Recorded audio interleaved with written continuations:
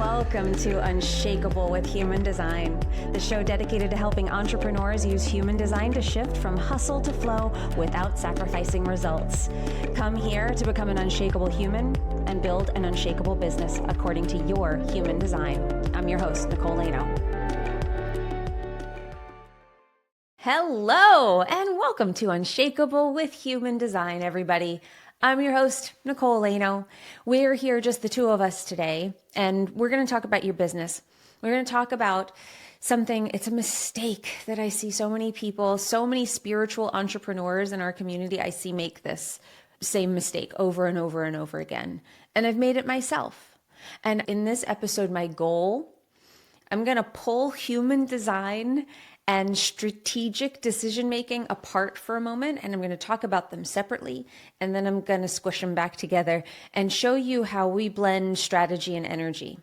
Because I see a lot of people, particularly in our spiritual entrepreneur community, where you're a transformational coach, you're a healer, you're a heart-centered entrepreneur, where you lean on tools like human design and EFT and breath work and all of these amazing tools that are designed to expand us.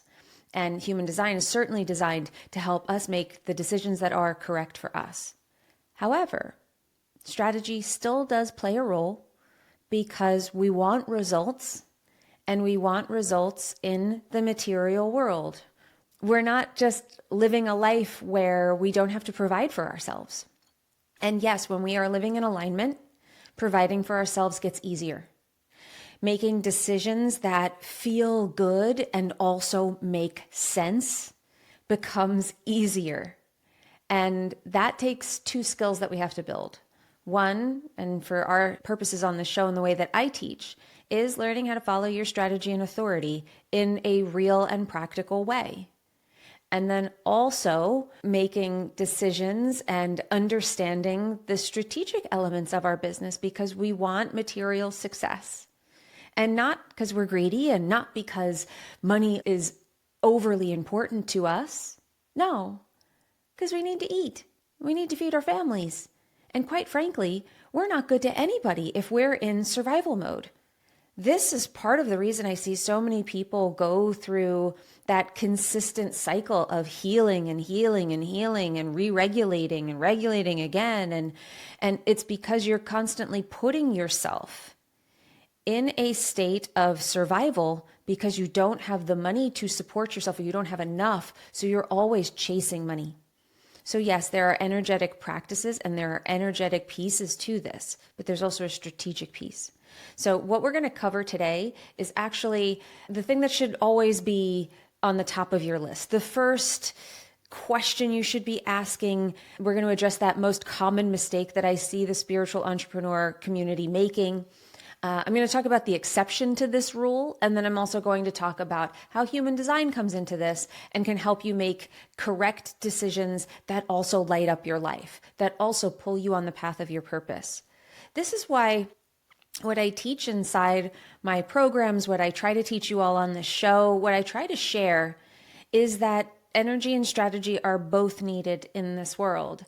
And that the more you get to know yourself, the more you decondition your human design, the easier decisions become. You don't realize how much of your struggle has to do with you living in your shadows, that you can't really address it. You can't really overcome it. And once you do, if you make that work, I don't treat energetic work as a separate thing. I was talking with a friend of mine about this today. And the energetic work is not optional. And it's not something you do separately. You don't go like, I'm going to go heal and then I'll be back. It doesn't work like that. We move, we keep moving, and we heal and we regulate and we do this energetic work daily. I just created a private podcast feed for my clients inside my Business by Design mentorship with the visualizations, with the breath works, with the other tools that we use so they can step into, and they make a habit of stepping into their higher self. I had them create a self-hypnosis so that they are doing that in the morning and at night. It's part of the practice. This is part of developing the practice of being an aligned CEO and stepping into that role. But we can't do that when it's just like, oh, well, we're constantly trying to figure out how to master ourselves. Self-mastery comes from a consistent practice of being aware and understanding ourselves. And that's what human design can help us with. But I want to focus a little bit on the mistake that I see everybody making. I mean, that's kind of a broader one, is that we think that we have to separate these two pieces. And a lot of times the reasoning behind separating them is nobody really teaches them together. We teach them as separate things. I'm going to buy an Instagram program, and then I'm going to buy this, releasing my sexual energy program or a money mindset program. And we treat them as these separate things rather than looking at our business when we are the business as entrepreneurs as a holistic thing, that we run the business. So how we are running and who we are. And the more we fine tune and elevate ourselves and rise, the easier it'll be for our business to rise. We are vibrating at a new level, so we start attracting new level things. But we still do the work. I guarantee you, everyone who's making 7 figures online and selling energy work has strategic things that they do. They show up. They put offers out there. They have systems. They have a team. It isn't just them thinking about things. You're responding to the work that they put out there. They put together a program. They put it out there. They have a system for launching it. That's the strategy. It exists for a reason. Okay, so we're going to dive in. This episode, I also want to say, goes really well with episode 340, which we released last week on Monday, I believe. And that one was called Where to Invest in 2025. I recommend, if you haven't listened to that one yet, go back and listen to that one and listen to this one together. It doesn't really matter which one you listen to first. I think that the order could be up to you, but definitely listen to them together because they really do fit together and give you a really clear picture of making decisions from a better place and making the right decisions for you, and then where to make the decisions around money and what to invest in and where to put your resources this year. So 2025 is a kick in the pants year, just like super off the charts successful for you, and not another year of lessons. Okay. One other announcement, I am teaching an intensive program on the 22nd, but it will also be available as an evergreen program after that. So no matter when you are listening to this episode, if you are interested in learning about your cosmic niche, this is that blend of strategy and energy that I'm talking about, taking your human design chart and your expertise, putting them together and figuring out who is it that you are divinely created to serve. Who is that audience that is meant to hear from you, that will respond to you?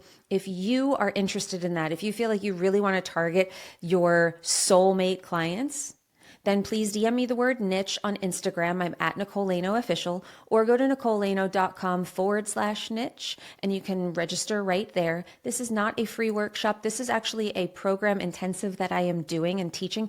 I just happen to be teaching it live because I like seeing you all and I get to talk to you and all of that. But even if it's recorded, you get the same content that I actually teach inside my Business by Design mentorship.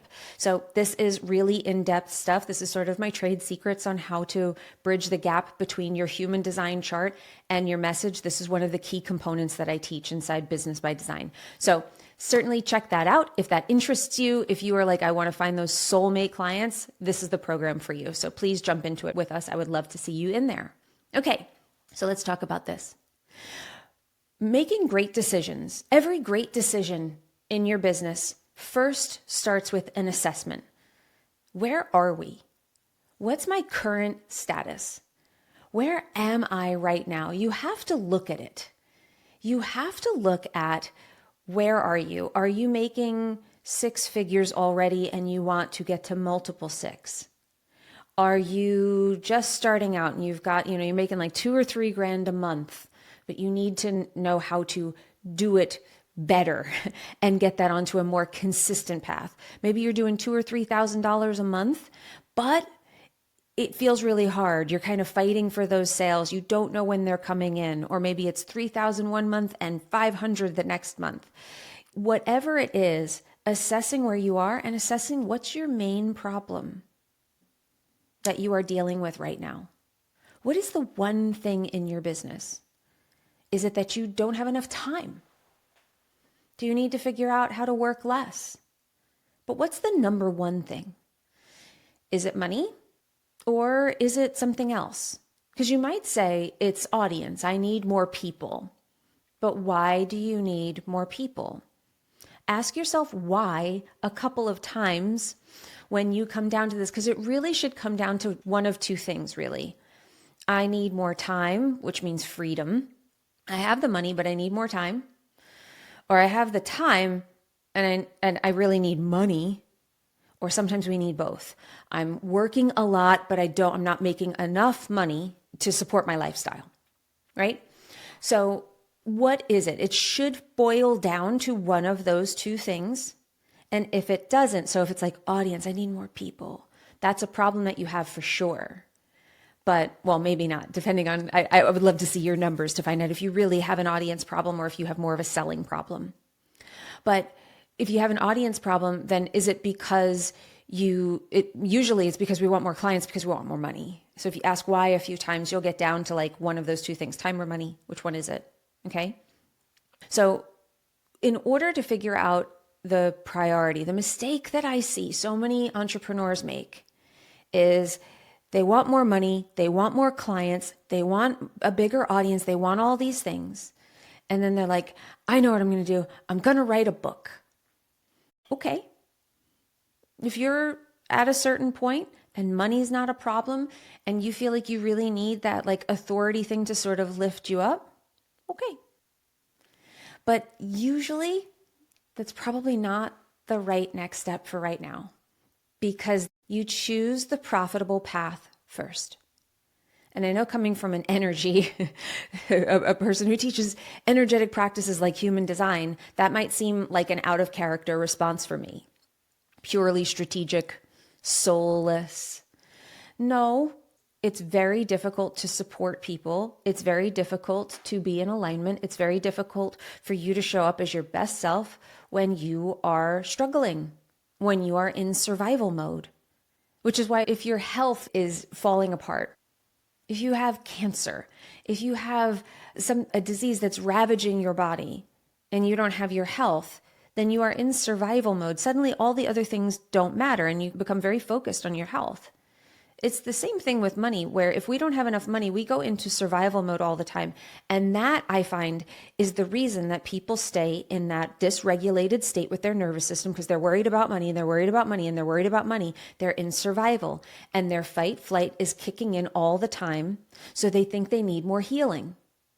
They think they need more healing, so they go and they try to heal, and then they join they go to an energy healer to clear the blocks, and then they're tapping and they're doing all of this stuff, and that's great. I'm not telling you to not do that stuff, but the problem is that they're focusing solely on that path, and they're not focusing on the thing that will actually fix the problem and get them out of fight flight, which is to start bringing in real revenue.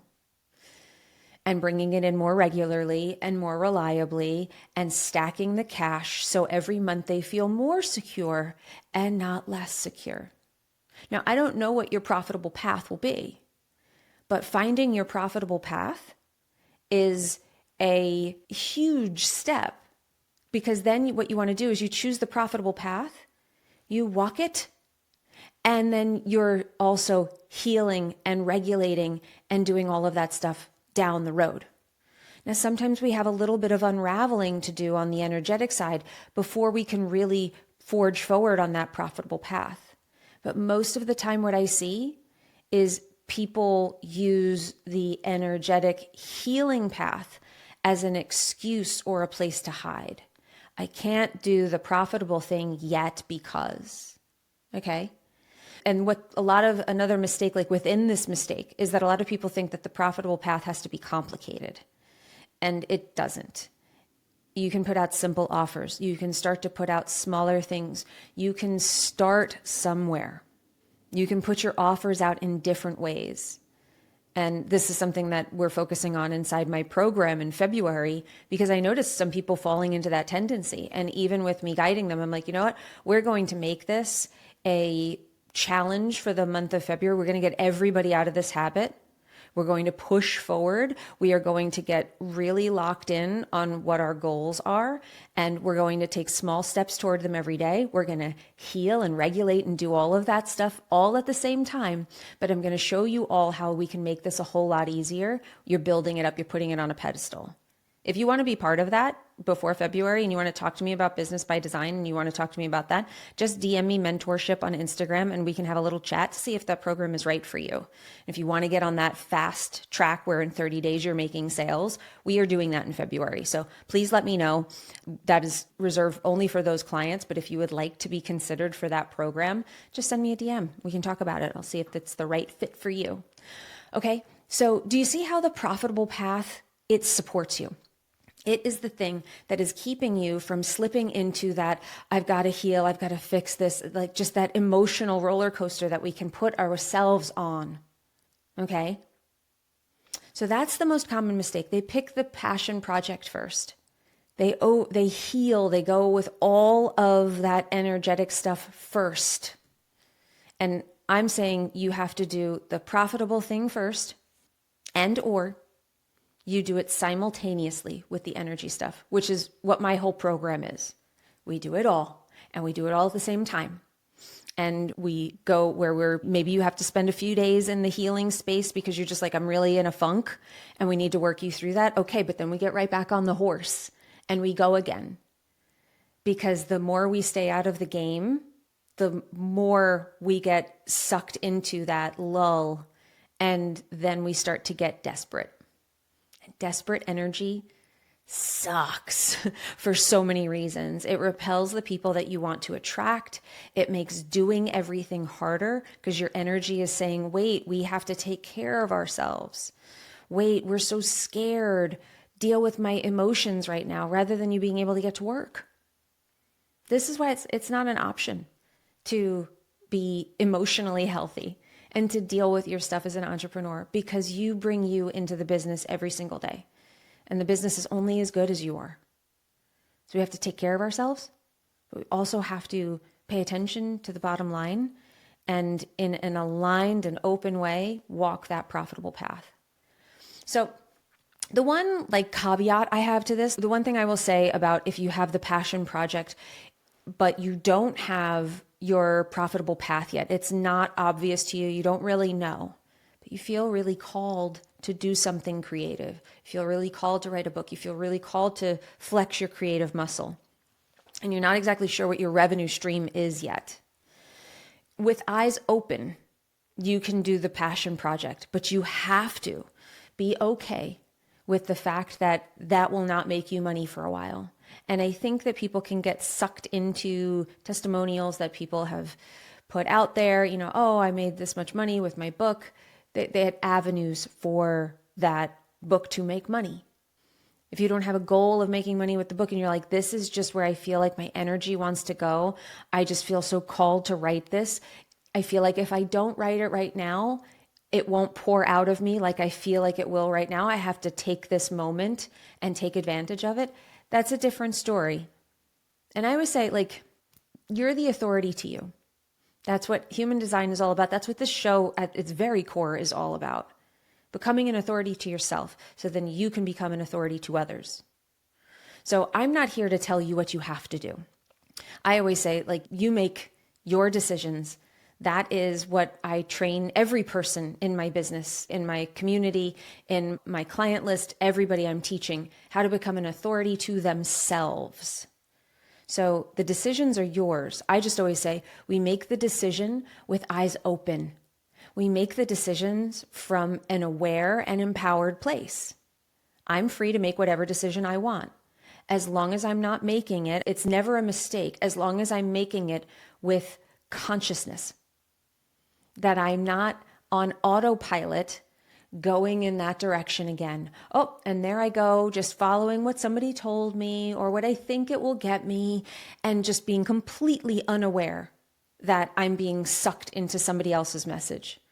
It's to come from that place of centeredness and groundedness from ourselves and making the decision from that place. So you can make any decision that you want as long as it's coming from that place.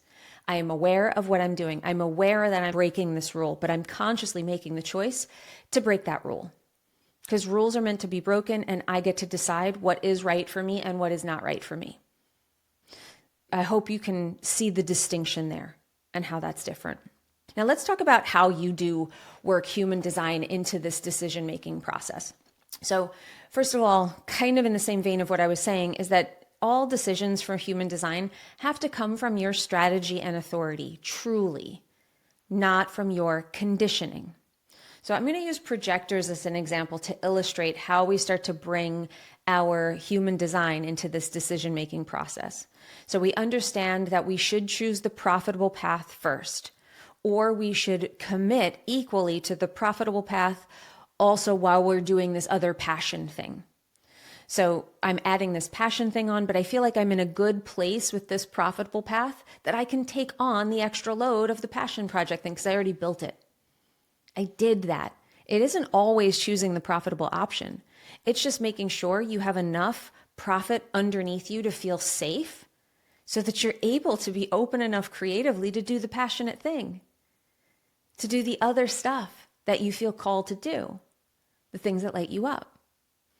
And it's beautiful when the things that light you up and the profit line up. And that's what we really look to do with human design, is try to figure out, well, how do I blend my expertise? How do I make that into a profitable path? And also take my human design, my gifts, what I'm really here for and my purpose, and blend them together so that I'm getting profit from my purpose. Okay? But we want to be making these decisions not from a conditioned place. And I want to talk about, I'm going to use projectors as the example because I think that we can illustrate the point easier if I talk about at least one type and just give you kind of a baseline of how decision making from the strategy and authority place work as opposed to from conditioning. So you have to consider, so projectors, of course, have to consider how much energy will something take. So the profitable path, they do want to be thinking about how their energy works best. There are certain considerations for a projector. You know, is this going to be me working like hours and be really taxing on my schedule and be a lot of output from me and be a lot of pressure for me to be showing up all the time and consistently and giving my energy over to a lot of people? Well, that might burn them out. So they do have to consider that. But again, from a grounded place and not from a place of conditioning. A place of conditioning would be, and you can almost feel it. So if you're a projector listening to this, or if you're a coach and you coach projectors, or you have projector clients, or if you just know somebody who's a projector, you probably have seen this, where they could get really worked up over like, I can't do that. I can't do that. Like, that's just going to be too much for me. And they start to get all worked up. And that's more of a conditioned place. I would really coach that projector to kind of get into their own energy, to reground themselves and ask them better questions.